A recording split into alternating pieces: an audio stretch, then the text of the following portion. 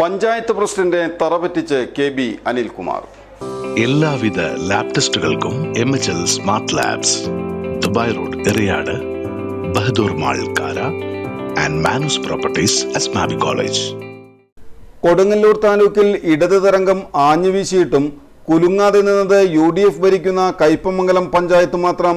എന്നാൽ കയ്പമംഗലം പഞ്ചായത്തിലെ പ്രസിഡന്റിനെ തറപറ്റിച്ചാണ് CPM-ലെ അനിൽകുമാർ വിജയിച്ചു കയറിയത്. കയ്പമംഗലം പഞ്ചായത്തിലെ ഗ്രാമലക്ഷ്മി വാർഡിൽ നിന്ന് ജനവധി തേടുമ്പോൾ അനിലിനെ മാത്രമല്ല LDF-നും വിജയപ്രതീക്ഷയുണ്ടായിരുന്നില്ല. ചിട്ടയായ പ്രവർത്തനവും അനിലിന്റെ സ്വീകാര്യതയും വിജയത്തിന്റെ വഴിവെട്ടി. UDF 16 സീറ്റ് നേടി വീണ്ടും അധികാരത്തിലേക്ക് വന്നപ്പോഴാണ് പ്രസിഡന്റിനെ തോൽപ്പിച്ചത് അനിലിന്റെ വിജയത്തിന്റെ മാധുര്യമേറുന്നത്. 76 വോട്ടുകൾക്കാണ് അനിൽകുമാർ വിജയിച്ചത്.